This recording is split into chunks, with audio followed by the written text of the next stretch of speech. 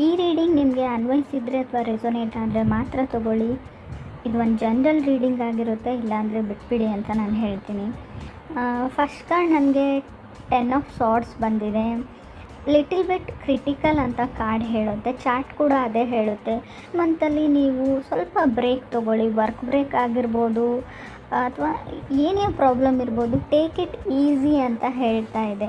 So ತುಂಬ ಫ್ರಸ್ಟ್ರೇಷನಲ್ಲಿ ಅಥವಾ ತುಂಬ ಗಡಿಬಿಡಿ ಕನ್ಫ್ಯೂಷನ್ನಲ್ಲಿ ಒತ್ತಡದಲ್ಲಿ ಏನೂ ಮಾಡಬೇಡಿ ಅಂತ ಕೂಡ ಹೇಳುತ್ತೆ. ಸೊ ಒಂದು ಕಾರ್ಮಿಕ್ ಕನೆಕ್ಷನ್ ಅಂತ ಸ್ಟಾರ್ಟ್ ಆಗೋ ಚಾನ್ಸಸ್ ಇದೆ, ಅಥವಾ ನೀವು ತುಂಬ ವರ್ಷಗಳಿಂದ ಜೊತೆಗಿರೋ ವ್ಯಕ್ತಿಯಿಂದ ನೀವು ದೂರನೂ ಆಗ್ಬೋದು ಅಂತ ಹೇಳ್ಬೋದು. ಸೊ 100% ಆಗಿ ಕಾರ್ಮಿಕ್ ಕನೆಕ್ಷನ್ ಅಂದರೆ ತುಂಬ ಒಂದು 25 ವರ್ಷ ಆಗಿರುತ್ತೆ, 20 ವರ್ಷ, 10 ವರ್ಷ ಆಗಿರ್ಬೋದು ನೀವು ಮದುವೆ ಆಗಿ ಅಥವಾ ರಿಲೇಷನ್ಶಿಪ್ಪಲ್ಲಿ. ಸೊ ಆ ಥರ ರಿಲೇಷನ್ಶಿಪ್ ಕೂಡ ಬ್ರೇಕ್ ಆಗೋ ಚಾನ್ಸಸ್ ಇದೆ ಅಂತ ಹೇಳುತ್ತೆ. ಸೆಕೆಂಡ್ ಕಾರ್ಡ್ ನನಗೆ 10 ಆಫ್ ಪೆಂಟಿಕಲ್ಸ್ ಬಂದಿದೆ. ಪ್ರಾಮಿಸಿಂಗ್ ರಿಲೇಷನ್ಶಿಪ್ ಅಂತ ಹೇಳ್ಬೋದು. ಅಫಿಷಿಯಲಿ ಕೆಲವ್ರದ್ದು ಮದುವೆ ಫಿಕ್ಸ್ ಆಗ್ಬೋದು ಅಥವಾ ಆಲ್ರೆಡಿ ಮದುವೆ ಆಗಿರ್ಬೋದು. ಅಥವಾ ನಿಮ್ಮ ವರ್ಕ್ ಲೈಫಲ್ಲಿ ತುಂಬ ಡಿಸ್ಟರ್ಬೆನ್ಸ್ ನಿಮಗೆ ಕಾಣ್ಬೋದು. ಇನ್ಕಮಲ್ಲಿ ಕೂಡ ಡಿಸ್ಟರ್ಬೆನ್ಸ್ ಇರ್ಬೋದು ಅಂತ ಕಾರ್ಡ್ ಹೇಳುತ್ತೆ. ನಿಮ್ಮ ಎಕ್ಸ್ ಹಸ್ಬೆಂಡ್ ಅಥವಾ ಆಲ್ರೆಡಿ ನೀವು ಡಿವೋರ್ಸ್ ಆಗಿದೆ ಅಥವಾ ಆಲ್ರೆಡಿ ನೀವು ರಿಲೇಷನ್ಶಿಪ್ಪಲ್ಲಿ ಇದ್ದುಬಿಟ್ಟು ಬ್ರೇಕಪ್ ಆಗಿ ತುಂಬ ವರ್ಷ ಆಗಿರಲಿ, ಸೊ ಆ ಥರ ಇರೋ ವ್ಯಕ್ತಿಗಳು ಮತ್ತೆ ಸರ್ಫೇಸಿಗೆ ಬರ್ಬೋದು. ನಿಮ್ಮ ಎಕ್ಸ್ ಹಸ್ಬೆಂಡು ಅಥವಾ ವೈಫು ನಿಮ್ಮ ಜೊತೆ ಮಾತಾಡ್ಬೋದು ಅಥವಾ ನಿಮಗೆ ಸಿಗ್ಬೋದು ಅಂತ ಕೂಡ ಕಾರ್ಡ್ ಹೇಳ್ತಾ ಇದೆ. ಥರ್ಡ್ ಕಾರ್ಡ್ ನನಗೆ 4 ಆಫ್ ಸಾರ್ಡ್ಸ್ ಬಂದಿದೆ.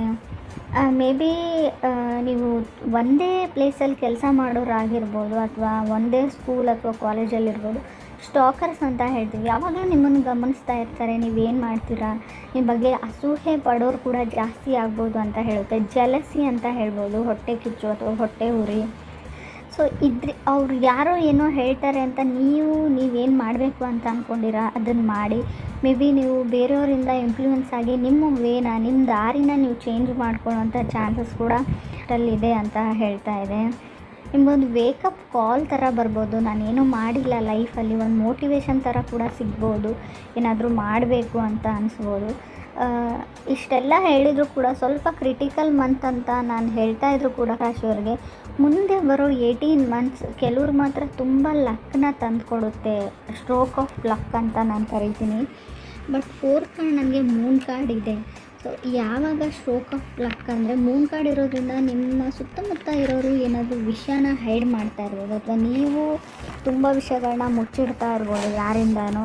ಸೊ ಸ್ವಲ್ಪ ನೀವು ಕ್ಲಿಯರ್ ಆಗಿರಿ, ಏನೂ ಮುಚ್ಚಿಟ್ಕೊಳ್ಬೇಡಿ. ಟ್ರೂ ಟು ಯುವರ್ ಸೆಲ್ಫ್ ಅಂತ ಕೂಡ ಕಾರ್ಡೇ ಹೇಳ್ತಾ ಇದೆ. ಸ್ವಲ್ಪ ಸೆಲ್ಫಿಶ್ ಕೂಡ ಆಗಿ ನಿಮಗೋಸ್ಕರ ನೀವೇನಾದರೂ ಮಾಡ್ಕೊಳ್ಳಿ ಅಂತ ಕೂಡ ಕಾರ್ಡ್ ಹೇಳ್ತಾ ಇದೆ. ಚಾನ್ಸಸ್ ಇದೆ, ಫಾರಿನ್ ಟ್ರಾವೆಲ್ ಮಾಡೋ ಚಾನ್ಸಸ್ ಇದೆ ಅಂತ ಹೇಳ್ಬೋದು. ನಿಮಗೆ ನೀವೇ ಮೋಸ ಮಾಡ್ಕೊಳ್ಬೇಡಿ ಅಂತ ಕೂಡ ಚಾರ್ಟು ಹೇಳ್ತಾ ಇದೆ, ಕಾರ್ಡು ಹೇಳ್ತಾ ಇದೆ. ಯಾಕೆ ಅಂತ ಗೊತ್ತಿಲ್ಲ. ತುಂಬ ಮುಂದೆ ಬರೋ ನಿಮ್ಗೆ ಯಾವುದಾದ್ರೂ ಅವಾರ್ಡ್ ಬರ್ಬೋದು, ಎಂಪ್ಲಾಯ್ ಆಫ್ ದಿ ಇಯರ್ ಆಗ್ಬೋದು, ಕೆರಿಯರಲ್ಲಿ ವರ್ಕ್ ಲೈಫಲ್ಲಿ ಅಂತ ಕೂಡ ಹೇಳ್ತಾ ಇದೆ. ಮೇ ಬಿ ಇಂಟರ್ನೆಟ್ ಆ್ಯಕ್ಟಿವಿಟಿ ಅಂತ ಕರಿತೀವಿ, ನಿಮ್ಮದು ಚಾನಲ್ ಇರ್ಬೋದು, ಇನ್ಸ್ಟಾಗ್ರಾಮ್, ಫೇಸ್ಬುಕ್, ಸಮಥಿಂಗ್ ಏನಾದರೂ ಇರಲಿ, ಅಲ್ಲಿ ಲಕ್ ಆ್ಯಂಡ್ ಗುಡ್ ಲಕ್ನ ನಾನು ಹೇಳ್ತೀನಿ. ಸ್ವಲ್ಪ ವರ್ಕ್ ಲೈಫಿಂದ ಬ್ರೇಕ್ ತೊಗೊಳ್ಳಿ ಅಂತ ಹೇಳ್ತಾ ಇದೆ. ತುಂಬ ಟೆನ್ಷನ್ ತೊಗೊಳ್ಬೇಡಿ, ಹೆವಿ ವರ್ಕ್ ಮಾಡಬೇಡಿ ಅಂತ ಹೇಳುತ್ತೆ. ಲಾಸ್ಟ್ ಕಾರ್ಡ್ ನನಗೆ ಸನ್ ಕಾರ್ಡ್ ಬಂದಿದೆ. ಹಾಲಿಡೇಸ್ ಮತ್ತು ವೊಕೇಷನ್ಸ್ನ ರೀಪ್ರೆಸೆಂಟ್ ಮಾಡುತ್ತೆ. ಹೀಲಿಂಗ್ ಅಂತ ಹೇಳುತ್ತೆ. ಎಂಜಾಯಿಂಗ್ ಲೈಟ್ ಅಂತ ಹೇಳ್ಬೋದು. ಸ್ವಲ್ಪ ಬಿಸಿಲಲ್ಲಿ ಹೋಗಿ ವಿಟಮಿನ್ ಡಿ ಕಮ್ಮಿ ಆಗಿರೋವಂಥ ಚಾನ್ಸಸ್ ಇದೆ ಬಾಡಿಯಲ್ಲಿ. ಸ್ವಲ್ಪ ಲೈಟ್ನ ತೊಗೊಳ್ಳಿ, ಬಿಸಿಲಿಗೆ ಕುಂತ್ಕೊಳ್ಳಿ ಅಂತ ಹೇಳ್ತಾ ಇದೆ. ಬಿಸಿಲನ್ನ ಎಂಜಾಯ್ ಮಾಡಿ ಅಂತ ಕೂಡ ಹೇಳ್ತಾ ಇದೆ.